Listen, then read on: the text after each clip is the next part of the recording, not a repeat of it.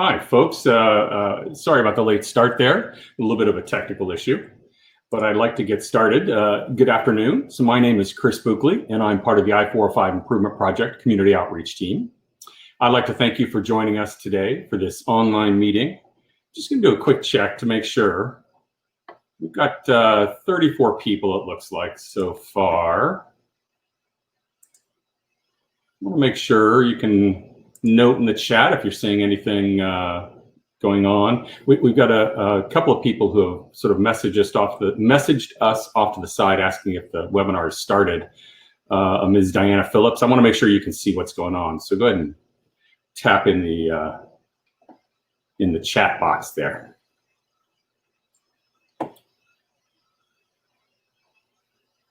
All right, if anybody else is having any issues, just let us know by typing into the chat box.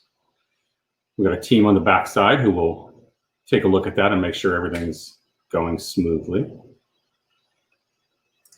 All right, so again, back to the meeting. I'll be providing a brief update on the project and some details about upcoming activities at Goldenwest and Edwards Streets, and then we'll take questions. Usually we hold these meetings on Saturday mornings with donuts and coffee. However, in response to current circumstances, we are conducting our neighborhood meetings online. First, a little bit of housekeeping. If for some reason you get disconnected or you can't hear us, the audio isn't coming through, go ahead and hit the reconnect button. If we do have any kind of technical issue with the presentation itself, the webinar itself, we'll actually jump into a new webinar room, and you shouldn't notice anything. But if you are having difficulty hearing, go ahead and click on that reconnect button. So I'll begin in a few moments with the presentation, which will be followed by a Q&A session. Feel free to submit your questions at any time during the presentation. I'll start off the Q&A by answering those questions and then take any additional ones that come after that. And you're submitting your questions by typing them into the chat field.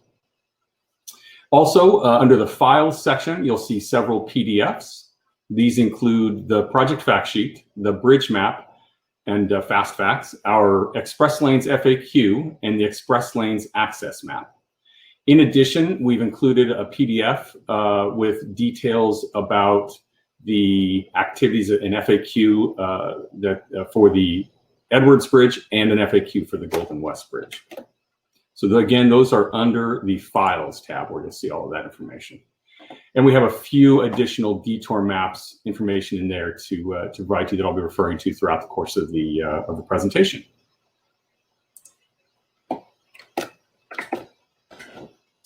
All right, next up, I'd like to talk a little bit about the offers section.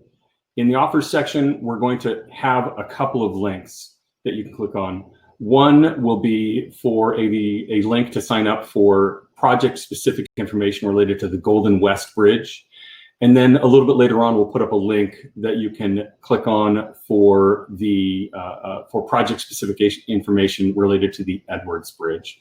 So what we're trying to do with this is build databases around specific bridges and give people information that they care about, right? So if you're living in Westminster, you may not care so much about the Fairview Road Bridge in Costa Mesa. So you may just want to sign up for information related to the bridges around you. That's the thinking behind those project, or I should say bridge-specific databases. We'll also be conducting a few instant polls during the presentation, so please participate in those when you see them pop up. And we'll be sending out an electronic survey after the meeting, and we really appreciate your feedback on that. So joining me in this discussion is Nikki Wright, here on the screen with me. You can see her.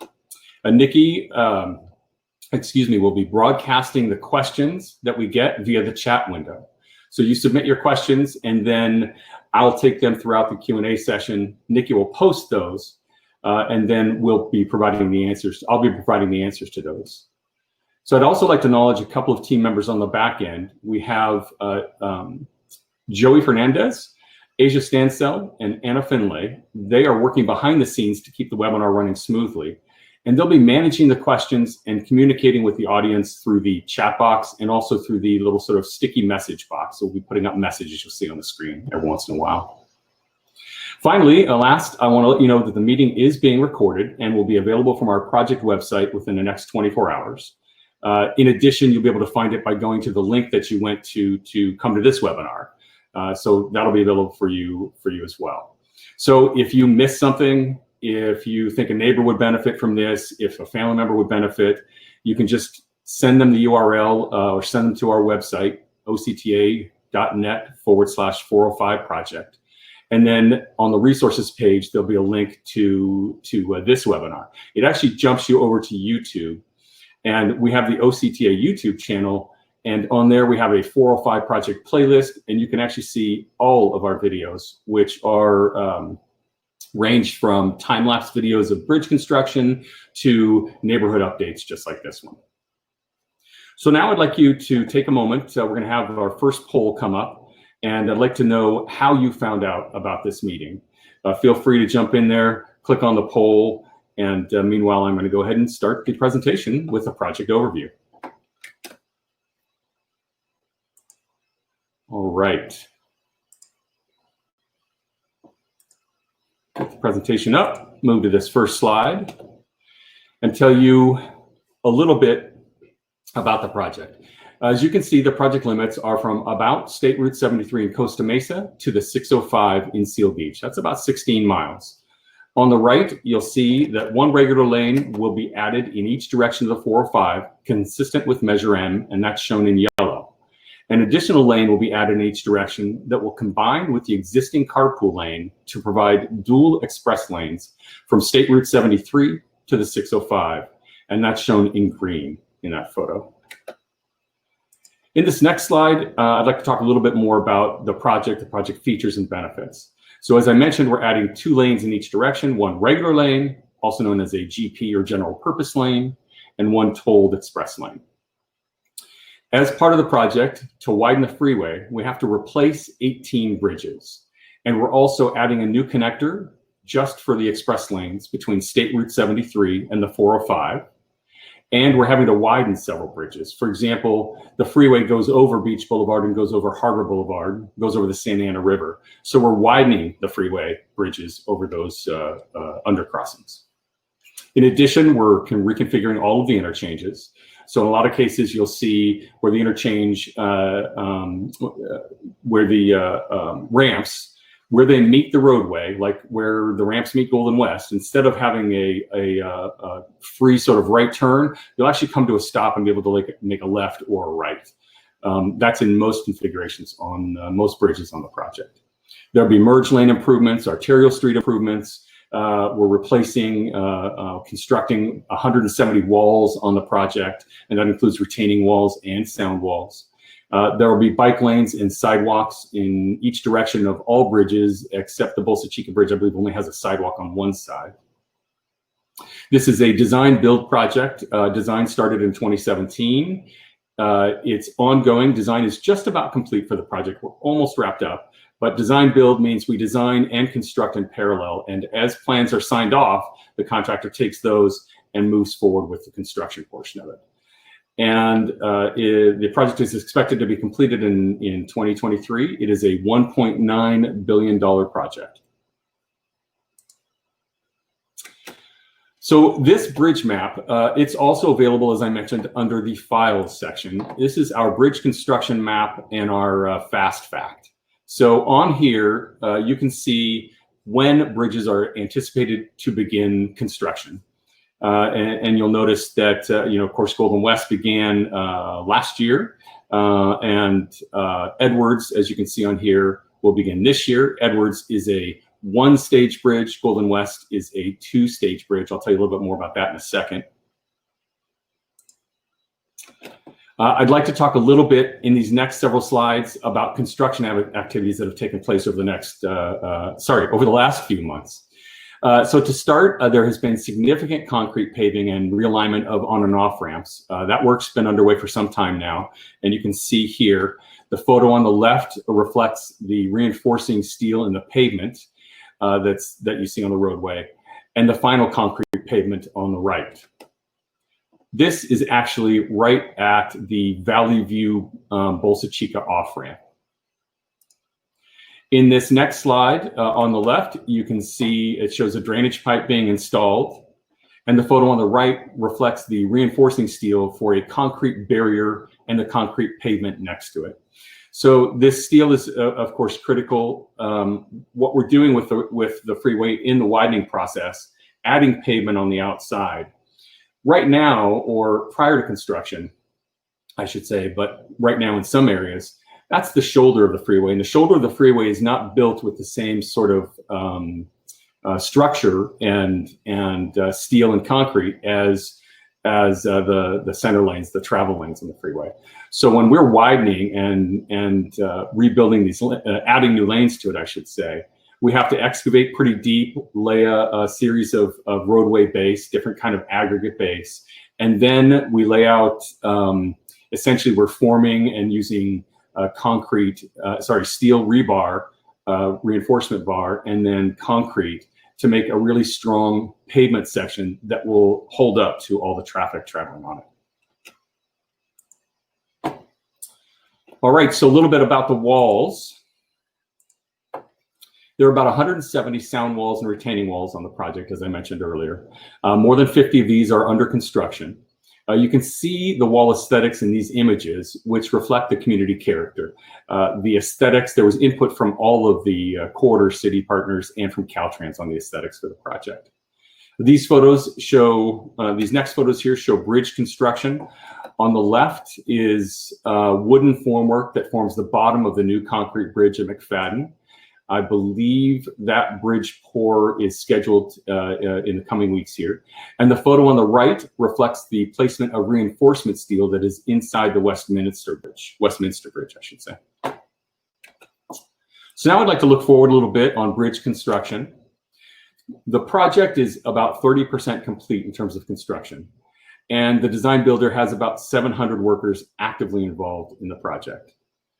We recently opened the first half of Magnolia, that was earlier this year in March, and the first half of the Bolsa Chica Road Bridge opened last weekend. The first half of Goldenwest, which we're here to talk about today, is set to open on Monday, this coming Monday, and the Edwards Bridge is expected to close that same day.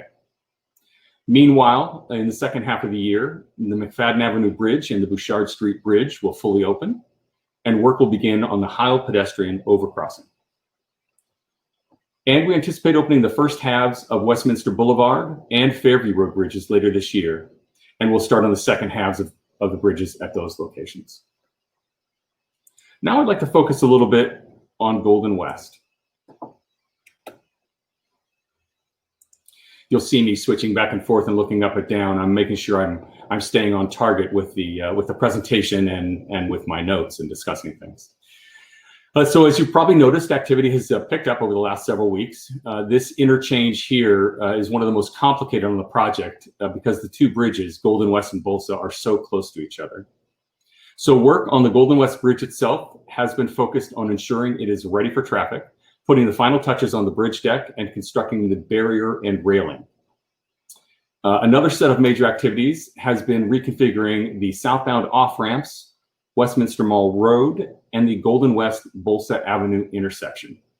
So you notice we closed the off-ramps several weeks ago. Those are expected to open up on Tuesday. I'll talk a little bit more about that in a second.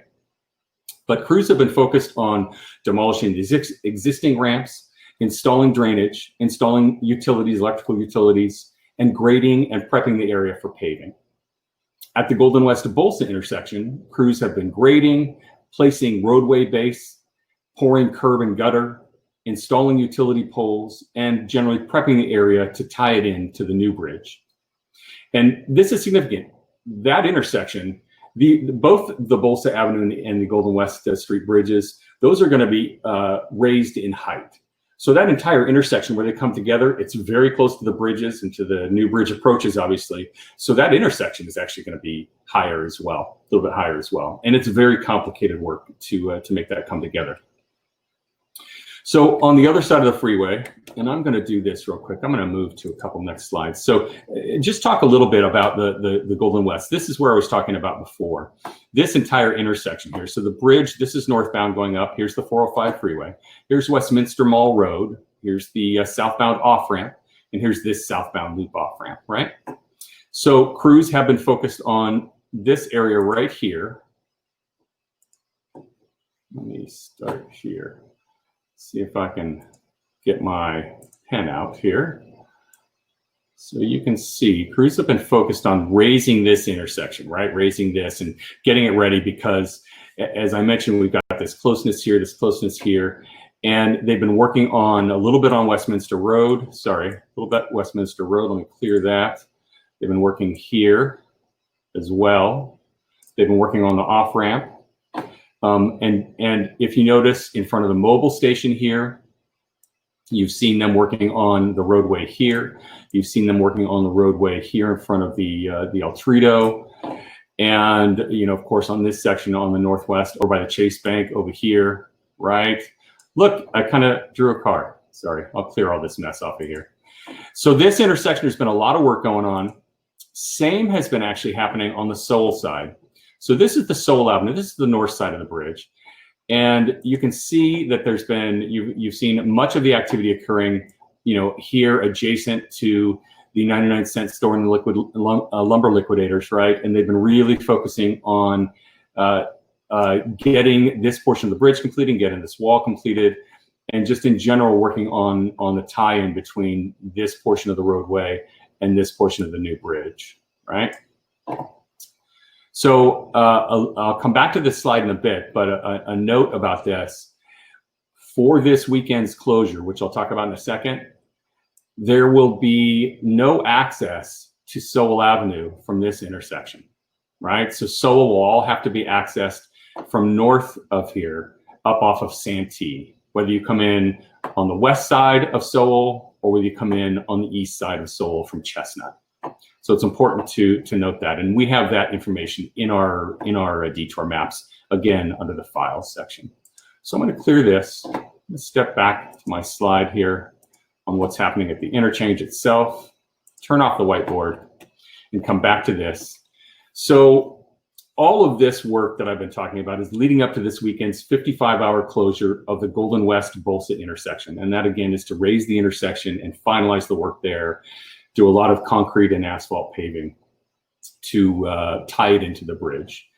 So the 55-hour closure applies to the Goldenwest-Bolsa intersection. It applies to the Goldenwest Bridge itself, the entire bridge, and it applies to the Goldenwest-Sowell intersection. And again, as I mentioned in the files section, you'll see a PDF of the map showing detours for this weekend's work. So take a look at that. I'm going to pull that up right now. I've got a version of that on a slide here. I'm going to stop this presentation, move to here so you can see this one. Give us just a moment while it comes up. Thank you for your patience.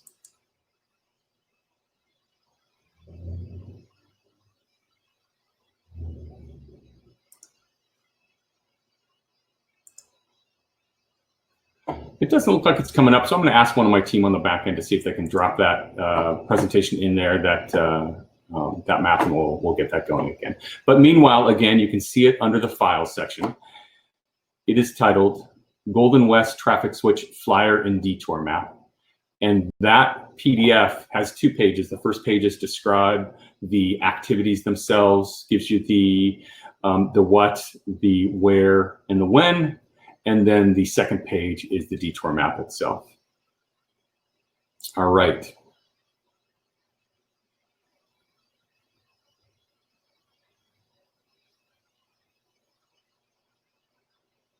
I'm going to go ahead and start our regular presentation again. We'll bring that up. So I'm going to keep going.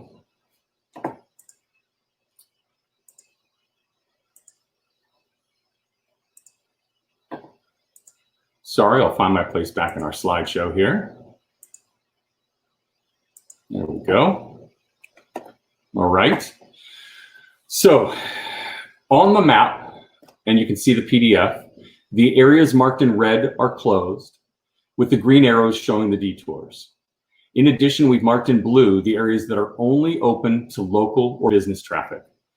And again, for those residents who live on Sowell, please note that you will only be able to access those neighborhoods from Santee Avenue. Again, whether you come in on the west side from Santee, or whether you come in from the right via Hazard to Chestnut to Sowell. Right, so the bridge and the Goldenwest Bolsa and Goldenwest Sowell intersections are all set to reopen by 5 a.m. Monday, with traffic shifted onto the new bridge. So you'll be driving on new pavement come Monday morning about 5 a.m. If you want to get up that early. However, this is important. The southbound off-ramps, the southbound off-ramp loop to Bolsa Chica, and then the southbound off-ramp to Westminster Mall Road and then Goldenwest, those will be remaining closed for one more day for traffic signal work. It's going to take them an additional day to manage that work. In addition, one of the things that's going to be closed this weekend, if you're traveling northbound on Goldenwest and northbound on the 405, you want to take that loop on ramp, that closes on Friday night as part of this full weekend 55-hour closure, but it actually is going to remain closed for 102 days. So it will open again in early October. And the reason for this extended closure is to allow them to work on a pretty complex retaining wall and also to realign the ramp for the new freeway. There's a PDF in the files section for that as well. So we've listed everything there. And again, if you miss anything, you can always email us or call us.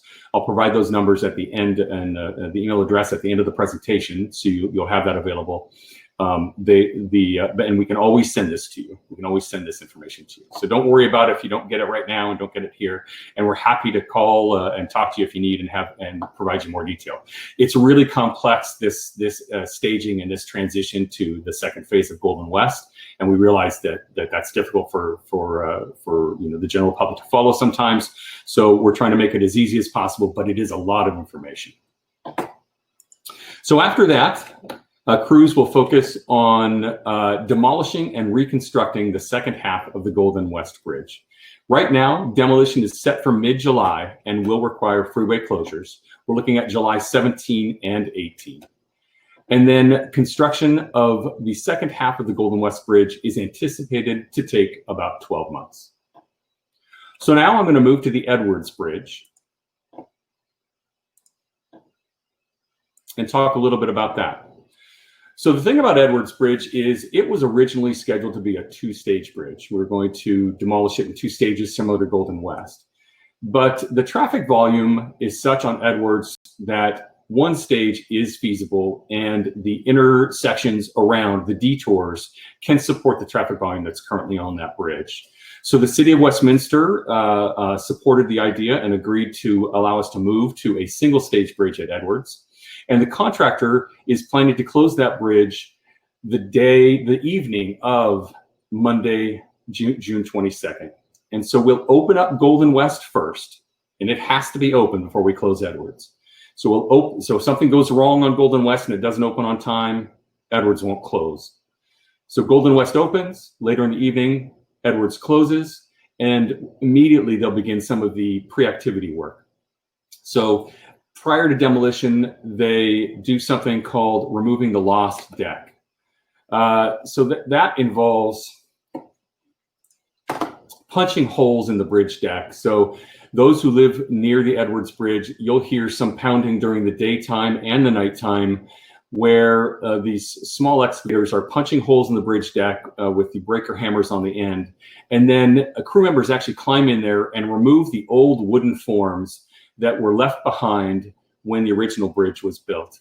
And they have to take all that wood out of there because when they come back to demolish the bridge the following weekend, they can't have any of that wood mixed up with the concrete rubble or the rebar.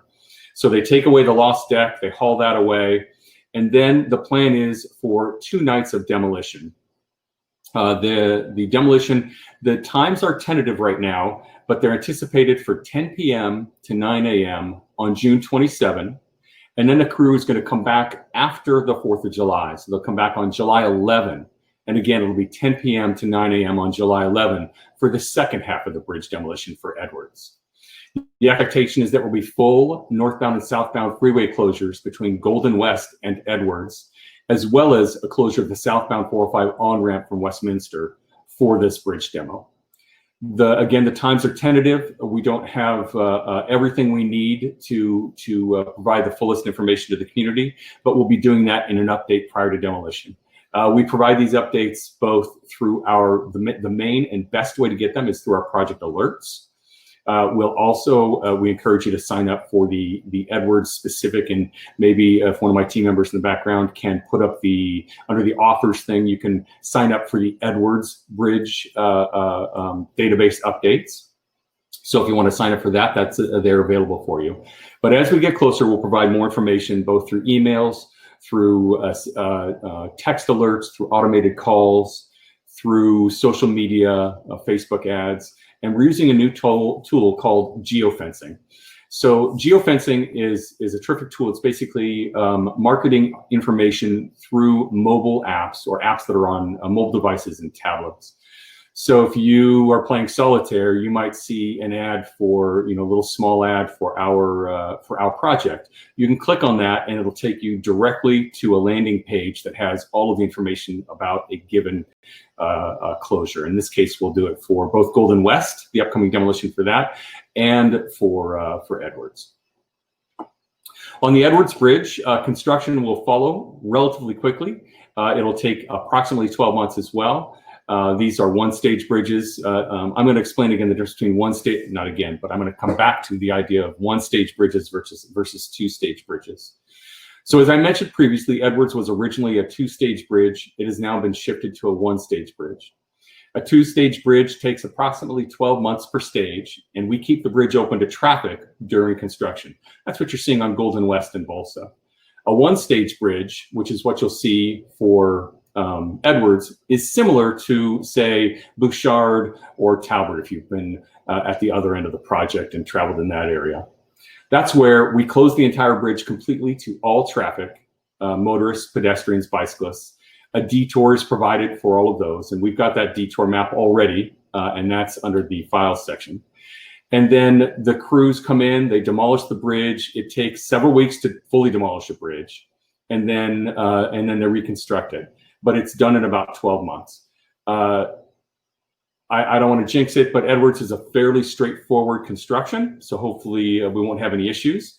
We say approximately 12 months for each stage of a bridge, whether it's one or two stages, because we know that things can delay the project, right? Things can delay the construction activity. There might be a site condition that appears. They might hit some groundwater that they didn't expect. They might run into a buried man-made object that needs to be addressed in some way, shape, or form. There might be a utility conflict that the plans for the utilities weren't necessarily correctly defined in the preliminary stages of design because the original plans aren't perfect. So there are a lot of things that can affect that. There are also sometimes weather affects it. A couple winters ago, you may recall that we had about 140% of normal rain. That slowed us down for 3 months on one of our bridges previously. So there's a lot that can happen, but generally speaking, 12 months is what we say for a one-stage bridge. That's how things are going at Bouchard, further south on the project, and Talbot, a little bit around 12 months. I think that's about it for Edwards and Goldenwest. I want to talk a little bit about our engagement strategies. Of course, if you have questions about either bridges, put them in our chat box there. We will be coming to those shortly. We like to do a range of engagement, ranging from face-to-face discussions. We like to have meetings with businesses, one-on-one with businesses, one-on-one with the school districts. Obviously, coming to the neighborhoods, we're happy to have discussions at PTA meetings. But a lot of that's changed, as you all know, and so we're doing a lot more virtual meetings like this. It's sort of face-to-face. It's virtually face-to-face, and it still gives us a chance to reach out and connect with people and provide useful and relevant information. The benefit of these types of virtual meetings, and we'll want to hear from you a little bit about this, but the benefit of these meetings is they're convenient, right? They're easy. You don't have to get in your car and come to the local school, the local ball field, whatever, and hang out and spend an hour and a half of your day doing that. Instead, you can sit in the comfort of your home and see this. These are being recorded, so you can actually come back and take a look at them if you missed something. In addition, you can always send them off to your friends. You can send them off to anybody who might need to see it. You can send the recording that way as well. So these meetings are superseding or taking the place of these virtual meetings, taking the place of our neighborhood meetings and our face-to-face discussions with key stakeholders. We also use flyers. You can see on the screen here a couple of examples of our construction alert flyers. We stopped doing flyers for a little bit at the beginning of the coronavirus pandemic because people were uncomfortable with somebody coming to their door with a flyer. That's since eased up a little bit. We started the use of flyers again. They're a very efficient tool for us. We get a lot of good information out very quickly. We actually have a flyer coming up about this weekend's traffic shift that we'll be distributing on Thursday, I think. It's some of the same information that you're actually seeing under the files section of this presentation. But we'll be delivering that to probably about 4,000 addresses. And that's just to get the word out far and wide about that. In addition, we have a lot of online tools we use. We have our interactive map. If you've not used it, it's at octa.net/405 map. All of the closures and city-approved and Caltrans-approved detours are in this map. In addition, it's connected to Waze. So all of the closures and detour information we provide to Waze for input. This is as opposed to, say, crowdsourced information that may direct people onto a city street, onto a residential street, I should say. Our closures don't do that, and our information supersedes that in Waze, which is a terrific tool. You'll also see that we have a smartphone app. You can go in the Apple Store or in the Google Play Store, search for 405 Improvement, and you'll see our app. It's a great tool. It has time-lapse videos. It has a lot of project history. It has all of our alerts. You can connect with us through there on Facebook. You can see our interactive map, connect to it from there as well. So it too is a great tool. We have our project helplines. So if you give us a call and your preferred language is Spanish or say Vietnamese, we can help you. Of course, if it's English, we can help you. And we have staff available to support you in whatever language is easiest for you. I'd like to talk a little bit about the project information. These are the best ways to reach us. Email and the project helpline, those are the top two ways to connect with us. We have our project website. We have the interactive map and the other tools. We also use social media. We use social media in a couple of ways, right? We have our passive posts that we put out there. We have our paid posts where we direct it to specific audiences depending on the construction, the activity, and the potential impacts. And we've also connected with a lot of neighborhood Facebook groups. So you'll see us out there being posting on various groups in your community. And we encourage you to share those. We don't have access to Nextdoor, but please post share our posts on Nextdoor. That's all very helpful for us. So I do want you to sign up for those interchange-specific or bridge-specific databases. We'll put those up again shortly here. You can take a look. We've got one for Goldenwest and one for Edwards. So we'll have those available to you throughout the rest of the presentation. We'll just keep switching back and forth between those. Again, those are important for you to sign up. But we'd also like to hear from you about the best way for you to get construction updates. So we've got another poll we want you to take before we begin the Q&A session. So a team member on the back end is going to put that up.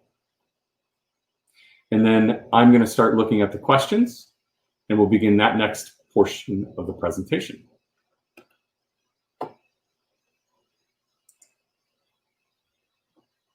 And I believe we have one more poll, by the way. So after we're done with this one, we'll put another poll up. Give it about 5 minutes or so, and you'll see that one. So Nikki, if we can, I'd like to get to some of the questions. So Nikki's going to post these questions, and I'm going to respond, and then a member of our team in the background is also going to be posting the responses to the questions. And then I should mention, I'm sorry, Nikki, just real quick, I want to mention that the recorded version of this is closed captioned. So you'll be able to see, if you have anything that you missed that you didn't hear, the recorded version is closed captioned, so you'll be able to see that there. Sorry, Nikki, go ahead. No problem. So Denise, right before our meeting started, emailed us a question for the webinar. So she said, once the project is complete, will the sound barrier be upgraded? Many neighbors in Golden Estate are having trouble sleeping with traffic noise at night before and during construction. So that's a great question. As I mentioned, there are 170 walls being built along the project. These are sound walls and retaining walls. And in so the difference between the two, by the way, is a retaining wall is meant to retain earth, and prevent the wall, the roadway, either the roadway from falling, or it's to prevent anything that's above the roadway from falling onto the roadway. So we're retaining earth with retaining walls. Sometimes we just have a retaining wall. Other times we have sound walls built on top of the retaining walls. And yet again, we have sound walls built by themselves. So what we're going to encourage you to do is to email us the location that you're talking about. We need to look up that specific wall and find out what is needed and what's happening in that location. I don't know the location well at all that you're describing, and I apologize for that. But ultimately, if there is a wall being constructed there, or if there was a wall there, it will be replaced. If there is a wall being constructed there now, we can get you the specs on the wall and get you some more details about that, as well as hopefully a schedule of activities. All right. Next question is from Carl. Carl asks, when will the McFadden Bridge reopen? So we are looking at summer 2020. Right now, probably late summer is what we're looking at.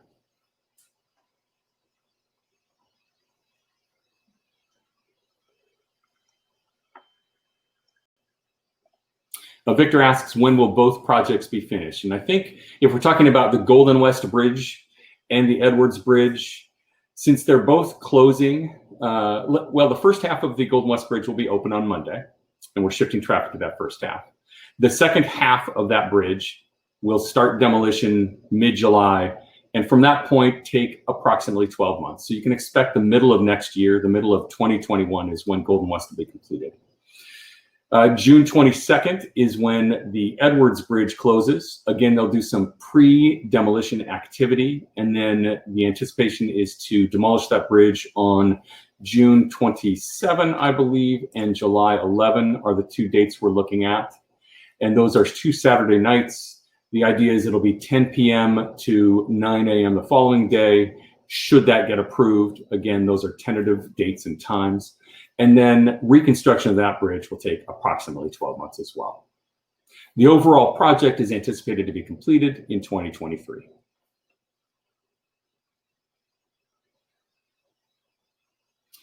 Peter asks, how long does it usually take from demolition to rebuilding of a new bridge like Edwards?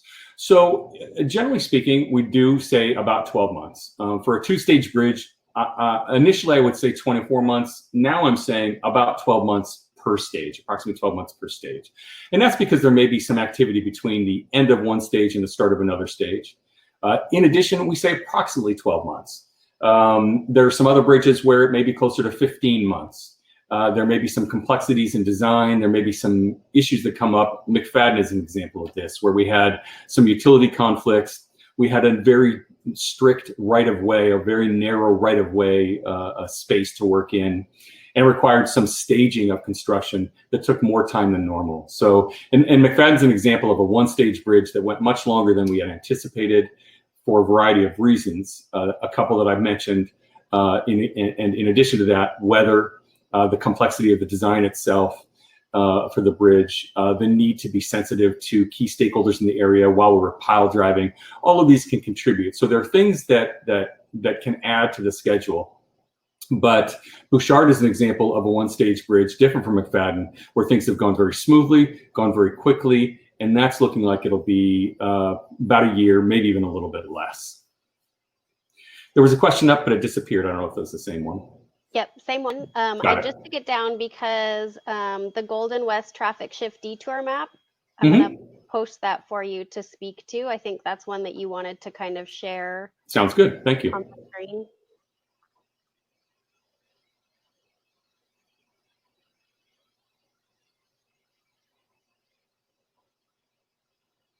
We might be having some technical difficulties, so we'll just go to the next question while that's loading. Sounds good. Which is from Willem. Excellent. The question is, will the new Edwards Bridge remain curved or changed over to straight? So that's a design component that I'm not familiar with the design of the bridge. So we'll have to check on that for you. Edwards is currently everything about Edwards in terms of the number of lanes and the sidewalk and the bike lanes, all of that will be staying the same. So it will be restored to what it initially was. It will be a little bit wider of a bridge, and that's to accommodate a median in the center to separate opposing traffic. Yeah, Nikki, I don't think that that slide's going to come up. So no, it does not. I think we should put our lovely visages back up there. Okay, let's cancel the presentation. But Willem, we will get back to you. We will ask the technical team for a little bit more information on the design of the Edwards Bridge, and not just get back to you, but we'll get back to everybody involved in this meeting. We'll follow up with any questions that we haven't been able to answer. We'll follow up with answers to those with our technical team, and then we'll email that to everybody. Okay, sorry about this. I stopped the presentation. So I'm going to start. I'm going to go ahead. I think I've got it. Let's see here. Okay. Let's go there. No problem. And I'll bring that one up on the screen just so people have it. Okay. Go ahead. In terms of the question. So Mike says, are you taking advantage of less traffic by working longer hours so Edwards can be done in less than a year? That is a great question. So we are no longer able to take as much advantage of a lower traffic volume, and that's because it's increased. So in about late March, early April, after everybody started working from home pretty consistently, we saw traffic volume drop by about 60% on the freeways, and even the arterials there was much less traffic.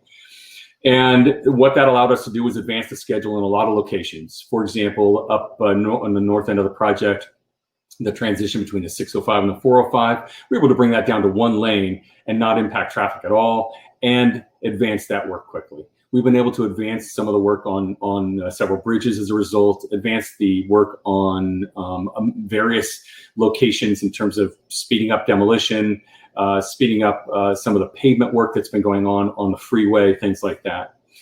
But over the last week, so we stopped those daytime lane closures on the freeway just before Memorial Day. And we took Memorial Week, the week after Memorial Day, to observe the traffic and see how things were going. And it became pretty clear pretty quickly that the traffic volume had increased. And it's closer to probably 70 to 80% of normal at this time. So Caltrans was very clear and said, listen, we can't afford to have this level of congestion. We can't slow traffic down on the freeway during the day. So no more daytime lane closures on the freeway.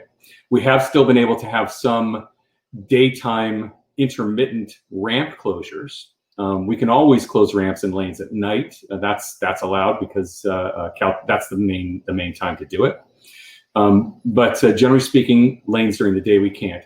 Edwards itself, it's not really an issue in terms of reconstructing that.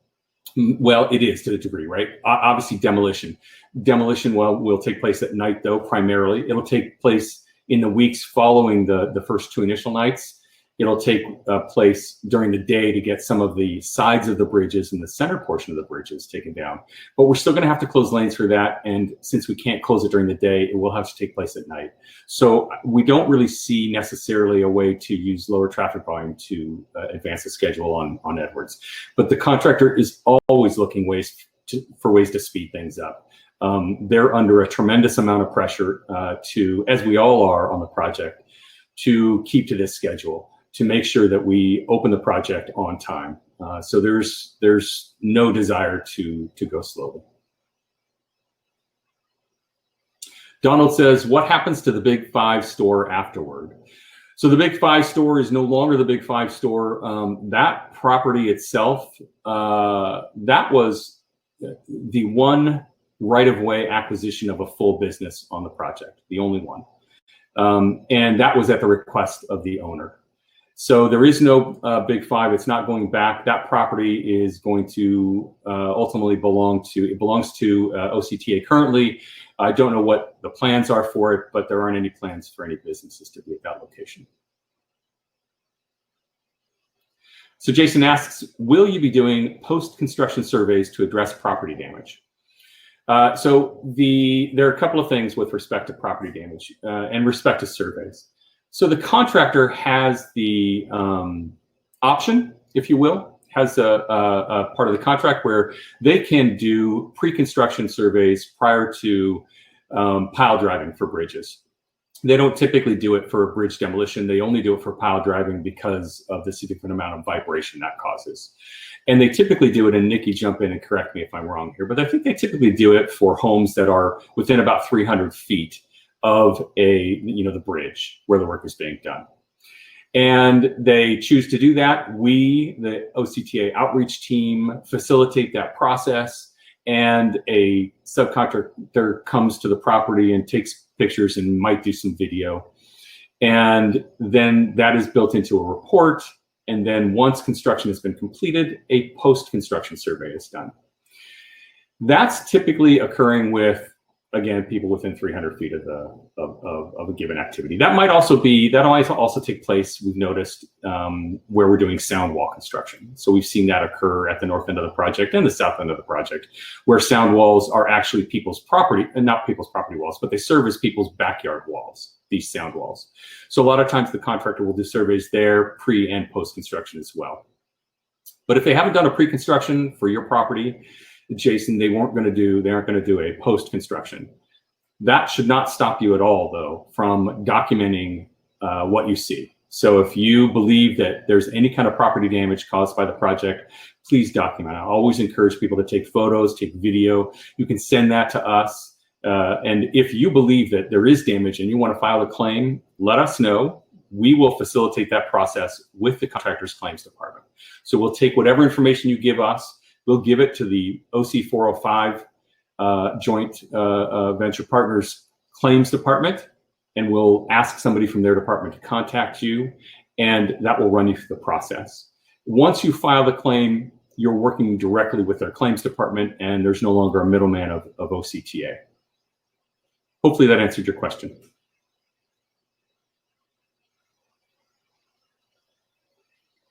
What else do we have? Kim T. Thank you for continuing with distributing the flyers. I don't get to attend these informational meetings much, so the flyers are the way I get updates with construction. It's really, really good to hear. It has been a very effective tool. It's a cost-effective tool, and we're always mindful in our projects of the fact that we're spending your money. We're spending my money, my taxpayer funds, and it's important that we are thoughtful about that. And believe it or not, it's about 2/3 of the cost using sending out flyers than it is to send out bulk mail. Sometimes we want to still do bulk mail because we can have an eye-catching postcard that will really tell you, hey, what's going on? Hey, look out for this. So you might see a few postcards in the future as well, but we're definitely relying on flyers a lot, and glad that traditional method is useful to you. Donald is saying, during the closure of Goldenwest Bolsa, how can we exit to Goldenwest or Bolsa from the 405 southbound? So the answer to that question is you can't. In fact, you can't now. Those ramps are closed, and you're going to want to get off upstream of there. You're going to want to get off at Springdale and take Westminster, or head the other direction and go south. And get over to Goldenwest southbound from the likes of Hazard or something like that. Actually, I'm not sure if Hazard is it. I have to go look at my map again. I hope that's helpful. But I should say, I'm sorry, just to come back and reiterate that, Donald, that come Tuesday morning, and I believe it's Tuesday morning, those ramps will be back open, and you'll be able to get to Bolsa eastbound, and you'll be able to get off at Goldenwest and go either direction from there onto the new bridge, northbound on Goldenwest, or turn right and go southbound on Goldenwest, or turn right and then turn right again and go westbound on Bolsa. So that's Tuesday morning that'll happen. The only thing that's going to be closed after Tuesday morning in terms of Goldenwest is going to be the loop on-ramp from northbound Goldenwest to the northbound 405, right? So that is going to be closed again for 102 days. It should open again in early October. And again, that's to work on a very complex retaining wall in that location and also reconfigure the ramp. Okay, our next question is from Victor. Terrific. Victor, will the Goldenwest Bridge have walkway for pedestrian? Yes, there will be sidewalks in both directions. One of the great tools we have, it was constructed by the outreach team prior to my coming on the project, is our bridge map and fast facts PDF. The bridge map tells you which bridge starts construction when and whether it's a one-stage or a two-stage bridge. But the fast facts is the backside of that document, and it shows bridge by bridge in alphabetical order when work is anticipated to begin on it, what the existing configuration is or was, and what the new configuration will be. So you'll see there that, for example, Goldenwest is going from 5 lanes to 8 lanes. It's also going to have sidewalks and bicycle lanes in both directions. So it's a much, and lanes will be, you know, all of these bridges are being built to their final configurations under the what's called a master plan of arterial highways. So that's a master plan for the transportation network in Orange County. That's maintained by OCTA, but it's a partnership between OCTA, the county, and the cities. And it outlines, it basically looks into the future and says, what can we expect in terms of traffic? What are the needs in terms of pedestrians and active transportation, and how do we implement that? And all of these bridges are being built with that in mind and to accommodate traffic and bicyclist and pedestrian needs. Hope that's helpful.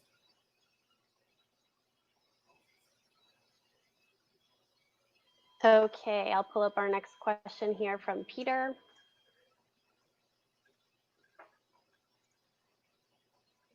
All right, so Peter says, we are actually having trouble sleeping because of construction too. We feel the house shaking because of drilling or some sort of banging. How long does the banging last that causes the houses to shake? So Peter, it all depends on where you live.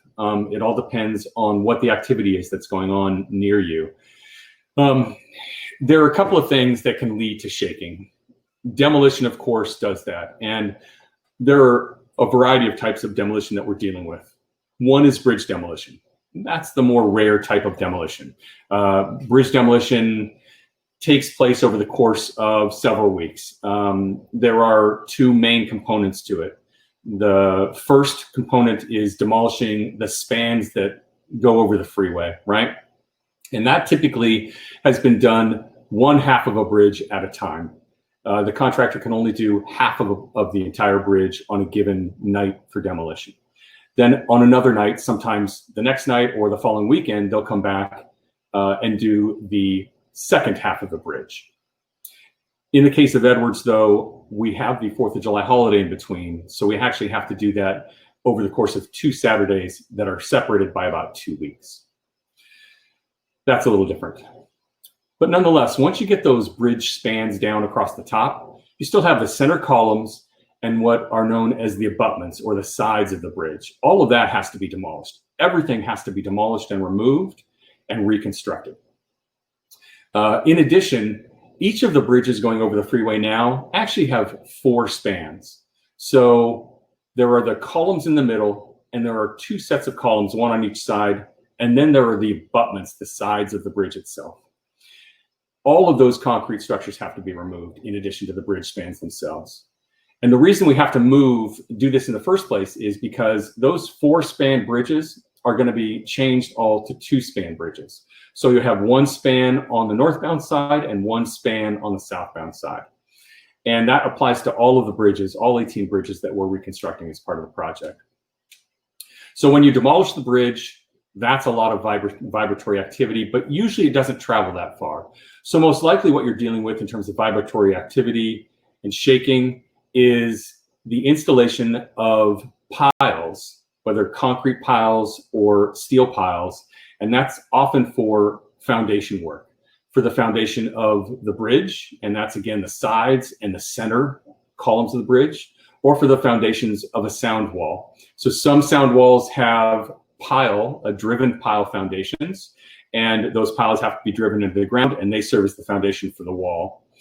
In addition, there are times where piles are driven in, but they don't go all the way into the ground. You've probably seen those throughout the project area. And in between these piles, they're known as H piles.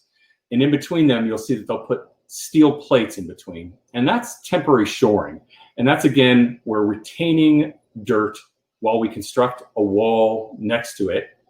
And then we remove that temporary shoring and backfill that dirt in, compact it down, and build whatever structure, whatever other structures by the retaining wall. Typically, you'll see it's like an off-ramp or something like that.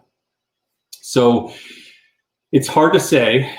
Give us send us an email. Let us know where you live. Let us know what when you're hearing this activity, and we can go back to the technical team. We can talk to them about what it is that you're hearing, what's going on, and hopefully give you some sense of how long it's going to last.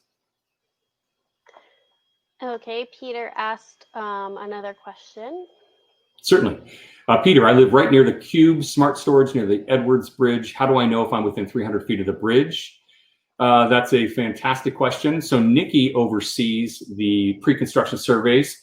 I'll let you jump in and talk a little bit about the process there. Sure. So I can verify, with this activity coming up by the bridge, we should have already sent our letters for this area to perform the pre-construction surveys. So I'm going to verify that we did do that to make sure that the residents are protected and the contractors protected, of course. So we never anticipate any damage to be done, but we do that. We offer this service by sending letters out to the folks that are within, as Chris mentioned, 300 feet of vibratory activity. So it could be wall work, like he said, it could be bridge work. And then we schedule a time with the resident. If they do agree to allow us on the property, it's typically a backyard, side yard, to take photos and video of existing conditions so that there's a kind of before condition documented should there be any damage. That way, if the resident needs to put in a claim that they believe the damage was caused by nearby construction, the contractor can evaluate that and then work with the insurance companies to resolve that. So Peter, if you want to email us your address at 405project@octa.net, we can look up your address and see if it's on the contractor's list of properties that they are surveying for the project. And we can also verify that, those letters have been sent out already for this area.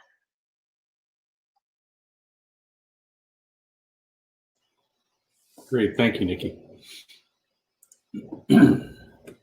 All right, so Mark says, very helpful and organized. Thank you very much. Please do this again and stay with the flyers and mailers. Thank you. Mark, thank you for that information. It's good to get that feedback. In fact, what we're gonna do is do more of these meetings. We found that they're very useful to just get information out quickly to the community, to give them updates on the status of bridges. When we're preparing for these meetings, it's a little bit, it's not quite as involved as the meetings that we were having previously when we would go to a physical site and, for example, go to land school, near the McFadden Bridge, something like that. That's a lot of setup, a lot of advanced work. These are a little bit more quick and easy to put together. So we're going to do more of these, let people know, what's happening via, maybe a postcard or like we did with this, or even a flyer, and sort of treat them as more pop-up style meetings to give people a sense of what the latest is. Okay. Sorry about that. All right, so Jason has another question. Right. Jason says, where can we get detailed construction information regarding upcoming activities adjacent to our property? Example, vibrating 30-foot I-beams into the ground on the property line with no notice given. Wow, Jason, first of all, let me apologize. That's our error. So let me step back a little bit and give you a sense of what our weeks look like. There are a number of meetings that occur with the contractor and with the various specialties, you know, with the folks in utilities, drainage, right of way. There are a number of meetings that we attend each week with the contractor. We try to get information. The main meeting is typically on a Tuesday, and that's when we get an update to the overall schedule of the project. And our team, the outreach team, gets together after that meeting and discusses what's coming up for the following week. And our goal is to make sure that if there's any night work, if there's any kind of loud activity, anything even as simple as clearing vegetation that might disrupt somebody's backyard because they're starting early, then our objective is to try to get notification out there. But we aren't perfect. Obviously, it's clear we missed this in your case, and I sincerely apologize for that. But if you email us, give us your address, give us a call, give us your address, however you want to have it. Email's probably best, though, so we have it documented. And we can again check, hey, where's what activity is taking place around your home? Does it have to do with a retaining wall construction? Does it have to do with the installation of temporary shoring? The kind of beams that you're talking about are related again to most likely the installation of temporary shoring. If it were related to the foundation for a sound wall, we likely would have notified you because we don't typically miss those. But again, I apologize. Let us know where you live. We will look up the information, get back to you, and make sure to keep you on the list of people we contact. And not just you, but your neighbors, right? Because if it's happening to you and upsetting to you, it's certainly going to be upsetting and disruptive to your neighbors as well. And I believe Mr. Middlecoff, Jason, is someone we've connected with before. So. Oh, gotcha. Okay. Yes, Mr. Middlecoff. Sounds good. We don't necessarily. Yeah, that's on Vermont Street. Yeah, that's on Vermont Street. So yeah, again, we do our best to try to keep ahead of things. One of the things I think that Jason's question brings up is that we get information from the contractor, as I mentioned. We get that on a Tuesday. We do get notification throughout the week from the contractor's outreach person, their outreach manager. But there are things that happen in the field that change. There are decisions that are made in the field. And in the case of one of the things that I think might have happened in this area is a decision was made in the field to get a head start on some demolition work, or a decision was made in the field to get a head start on the installation of shoring. And that information was not communicated from the field back to the people who are doing the project management work on the contractor side. And if they aren't told, or they may have been told, but they didn't tell the outreach person, then we don't hear about it. So we hammer the contractor when that happens.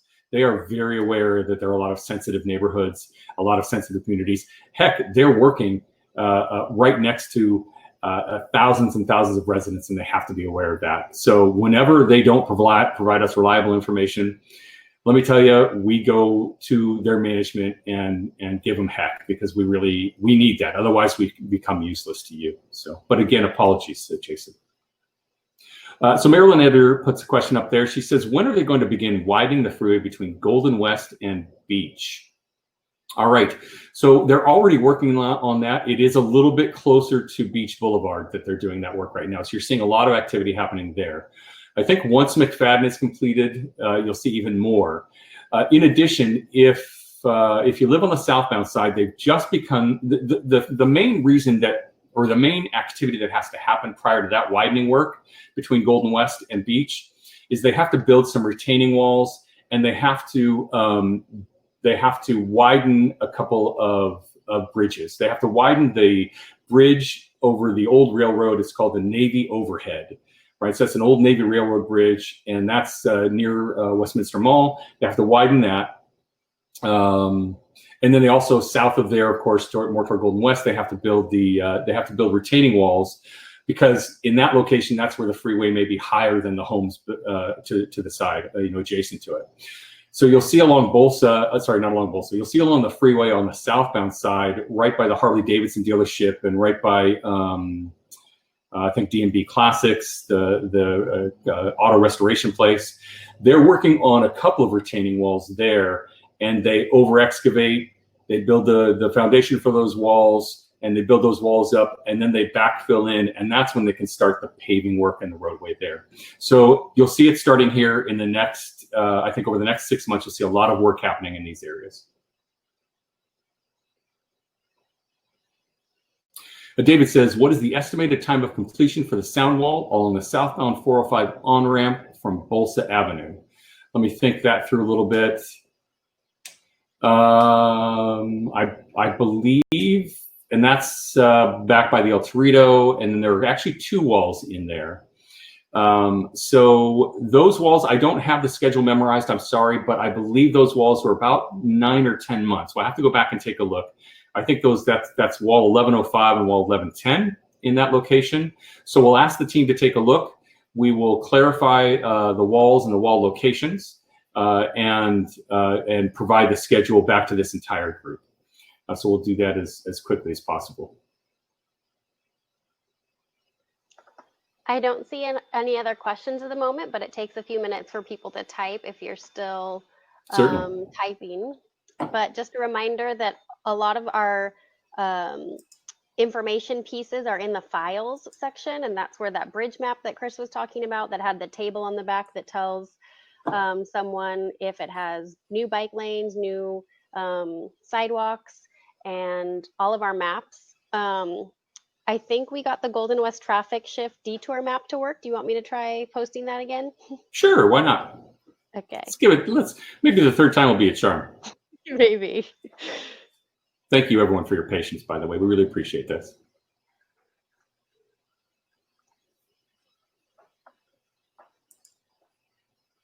It's still loading. Oh, yay, we got it. Hey, there it is.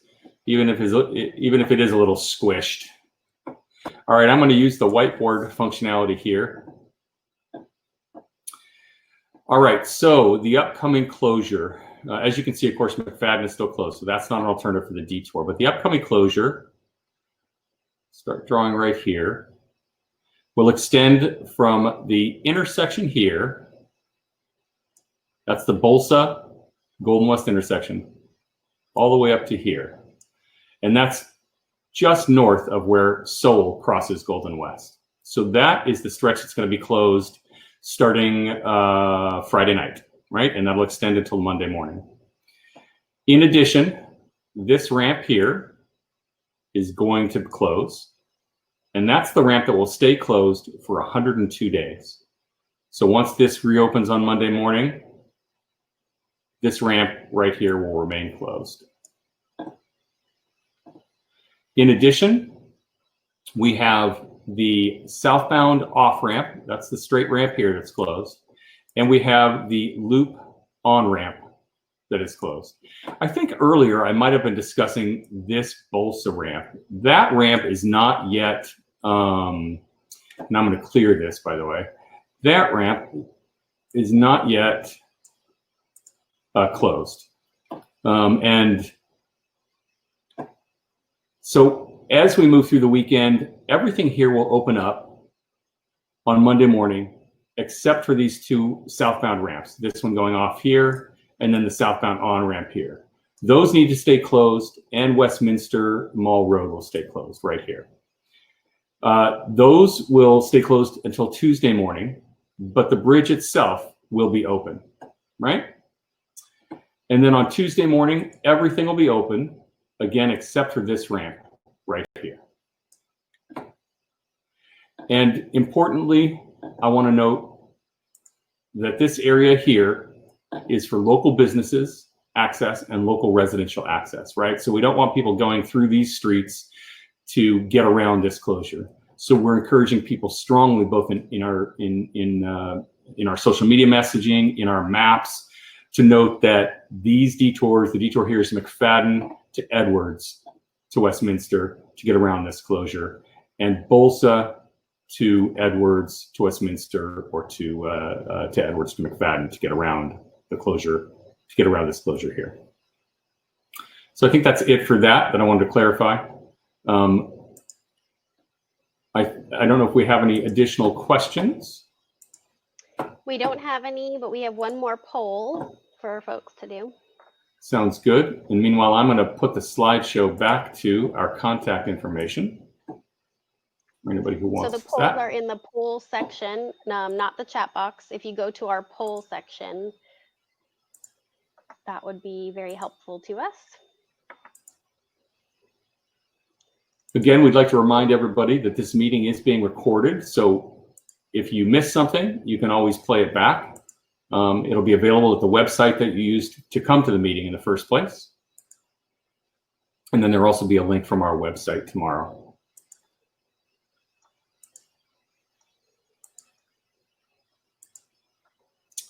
All right, unless there are any other questions, I just want to reiterate, this is our project contact information.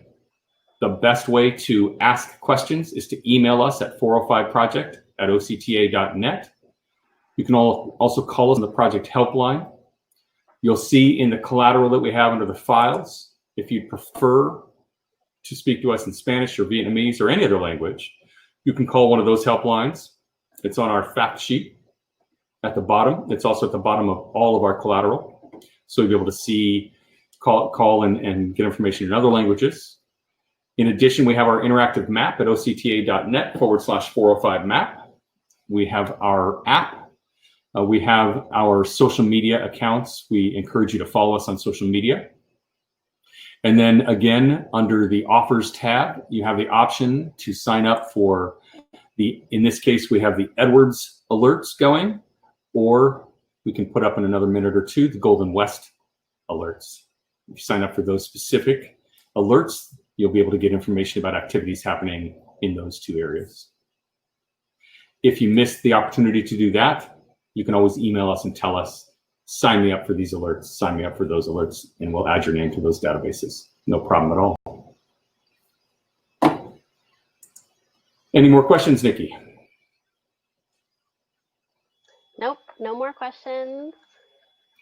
We'd like to thank you all for taking the time out of your day. I apologize for the late start and the technical difficulties we had there. One of the things that we're learning as we work more and more with these virtual meetings. But we do appreciate your patience, and just give us an email or jingle and let us know if there's anything we can do for you. Thanks a lot, and have a terrific evening.